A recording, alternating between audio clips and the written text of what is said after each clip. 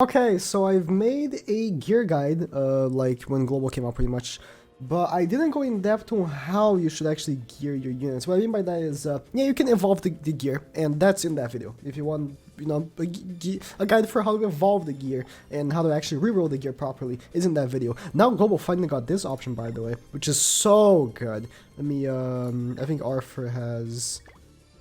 No, he has the ML's gear. I'm doing some messed up stuff with my gear. Recently. I'll just put some random gear here. Let's say I want to reroll this gear. I can click here on off and then just set it to be, oh, I want it to be a 3% attack and just it will reroll until it be. Which is really good. But yeah, how do you want to gear your units? What do you want to do for sets? Most units in the game, you will want to go for either attack and defense or HP and defense. Most of the reasoning for that is because you want the highest possible CC. You want to out CC your enemies, and if you go for anything else, like let's say you go for crit resistance and lifesteal, that's not gonna be very good. Your units are not gonna have high stats. You want to have the highest possible stats for the CC, and of course, if you have a higher HP, you're gonna survive better, and if you have a higher attack, you're gonna do more damage. Now, there are situations where you'd want to break this rule, right? You want to break the attack and defense, maybe attack and crit damage. Right now, I am very conflicted because when I worked on my Meliodas, I actually gave him attack and defense because it was the best thing to do. But this new Meliodas came out and he's a crit-based unit. And now I have to deal with using this until I build him properly. Now I want to use attack and crit damage. And a lot of units are actually good with attack and crit damage.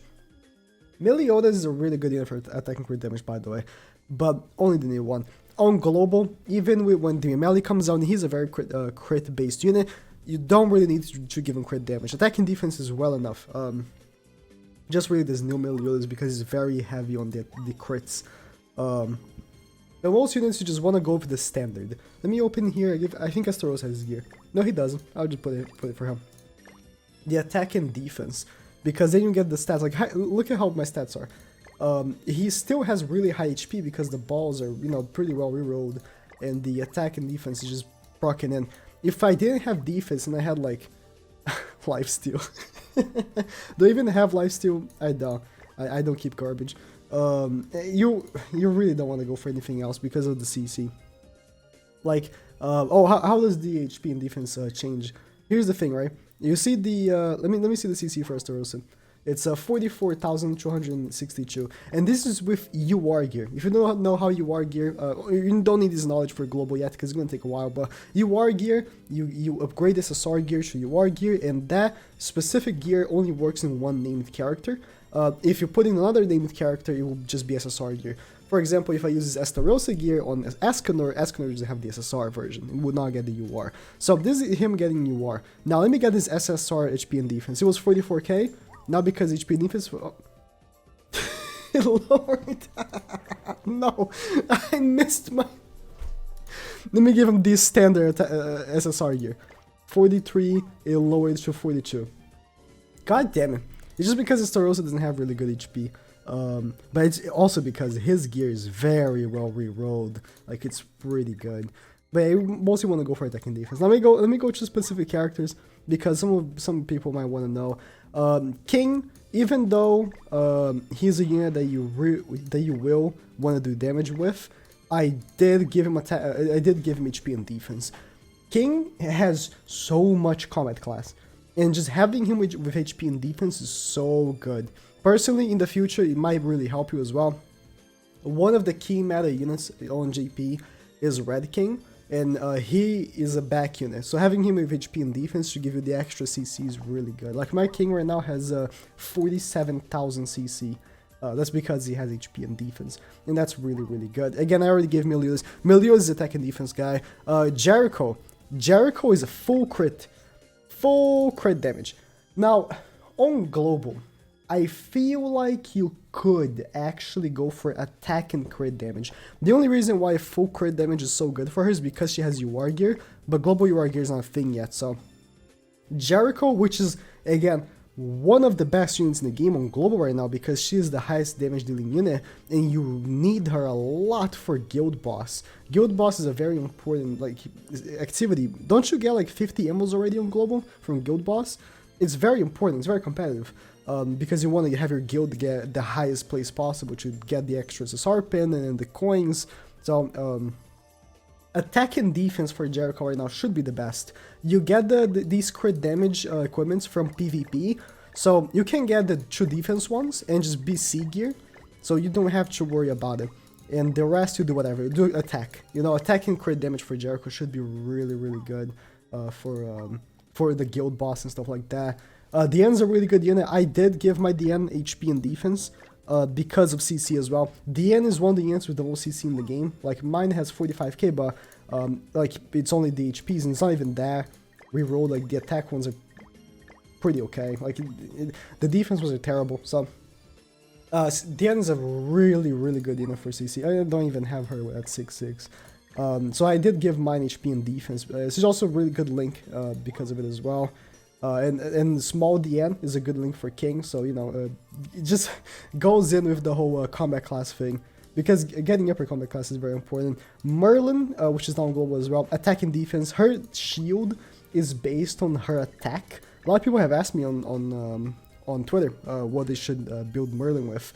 Attack for her, because her shield is based on attack. So that's very self-explanatory. Some miscellaneous units.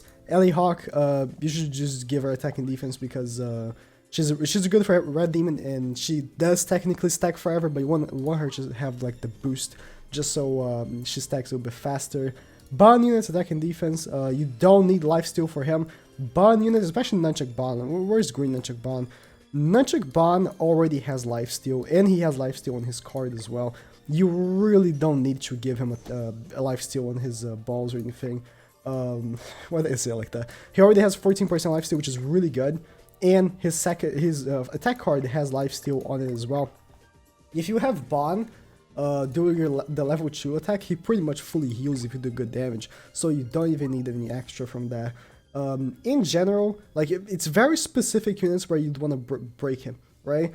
One very big unit that a lot of people do, it's not on global yet, but it will be like, I'm assuming next week by the time I'm uploading this video, because we have a little bit of hints that he should be, but we don't know exactly. It's Gopher.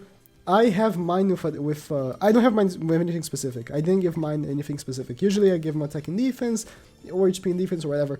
But Gopher, a lot of people give him full defense because of his passive. His passive is that if he doesn't take damage on that turn, he boosts all allies by 10% attack. And that stacks up to 5 times, but if he takes a damage, any bit of damage, like 1 damage, the passive resets. So a lot of people, what they do is they give him full defense, and in the middle rows, they reroll for resistance, because if you don't know what resistance is, it's pretty much damage reduction, kind of. Not really, but it acts as damage reduction. It stops penetration, or pierce rate. It stops pierce rate, and also counters damage as well. So having the resistance plus the extra defense makes Gopher tank like very decently heavy attacks and let his passive not run out. So that's a really good information to have. Even though your CC is not gonna be that high because of it, it's just good for that specific unit. If you're ever a courageous man to do for Griamore, that's HP and defense for him. Or yeah, HP and defense, because Griamore has actually really good CC. So if you want to give him HP and defense, Elizabeth, if you want HP and defense, I did give mine attack and defense, but it was just because of Ellie Hawk. I wanted Ellie Hawk to have like a full attack and defense set for whenever I do Red Demon.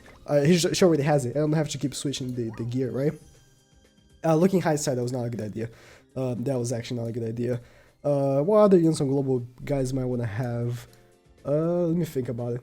Slater for Red Demon. Slater, you want to do attack and crit damage. Here's the thing. Unlike Jericho, this is mine. Again, I have him like this because whenever I do Red Demon, I just never change his gear. This is his gear, so I never have to change it. It's kind of scuffed, but it works. The Slater, unlike Jericho, his damage comes from his cards. That's what I think. That's why he works better with attacking crit damage. Because I tried giving him full crit damage, he was doing less damage.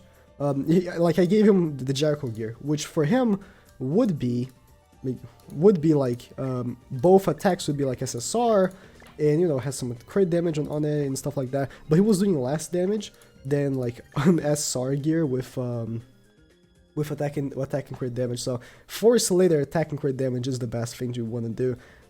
Just want to get the Red Demon down faster. To be honest, Slater still is he? Yeah, I think on GP to this day, Slater is the best unit for Red Demon.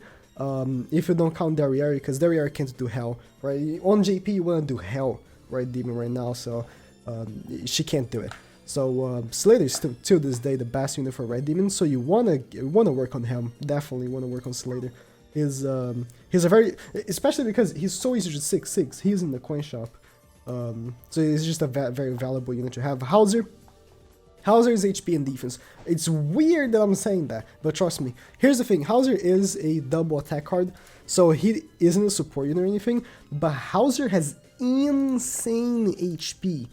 Insane. So people do give him HP and defense UR gear, so he gets like super crazy HP and super crazy CC. Mine doesn't have that many costumes, so his thing's not that high, but Hauser is a really good CP whore, so he works on HP and defense. Yeah, you can give him attack and defense, and he's gonna be for damage, right? But if you want Hauser for Link, which is really good for, or for just being a CC, just for show off, that's where you would give him. You would give him the HP and defense. And I think that pretty much covers all the actual most relevant units in the game. Like, yeah, Arthur actually you want to give him attack and defense just because his ultimate's pretty good. Arthur's ultimate is really good. That was crit damage. Especially the new Arthur that came out on JP, where he increases crit damage every time. I'm actually making his own UR gear just because I really like the unit.